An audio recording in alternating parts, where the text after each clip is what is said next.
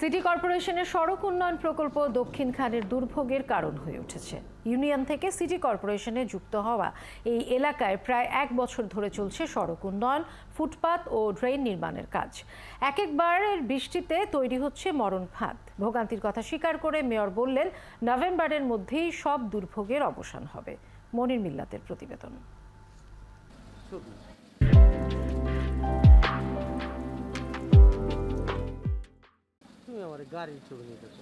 আকাশে মেঘ দেখলেই দক্ষিণখানের মানুষের মনে যেন আতঙ্ক ভর করে, কারণ বৃষ্টি এলেই খুঁড়ে রাখা পথঘাটগুলো মরণ ফাঁদে পরিণত হয়। ঘূর্ণিঝড় রিমাল গেছে সপ্তাহখানেক আগে। সেই বৃষ্টির পানিতে এখনো সয়লাব মূল সড়ক। ময়লা কাদা পানির এই রাস্তাতেই মানুষের নিত্য চলাচল।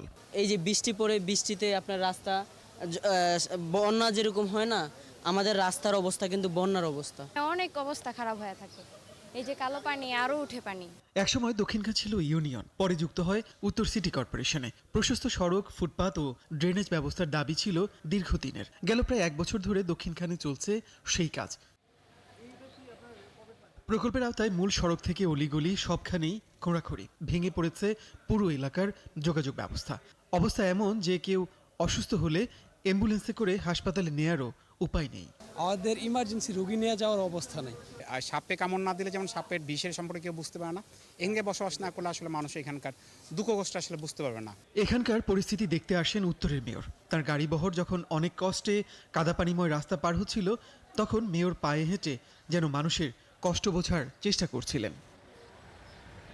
পরে মেয়র জানান, দ্রুততম সময়ের মধ্যে কাজ শেষ করার উদ্যোগ নেওয়া হয়েছে।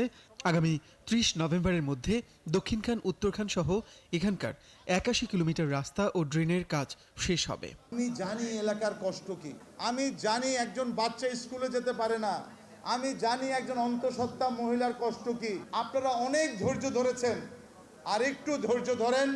ইনশাল্লাহ 30 নভেম্বরের মধ্যে আপনাদেরকে ইনশাল্লাহ আল্লাহর রহমতে ড্রেন এবং রাস্তা সহ 30 নভেম্বরের মধ্যে আপনাদের সমস্যার সমাধান হবে।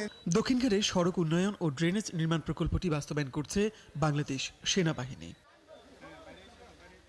মনির মিল্লাত, 71, ঢাকা।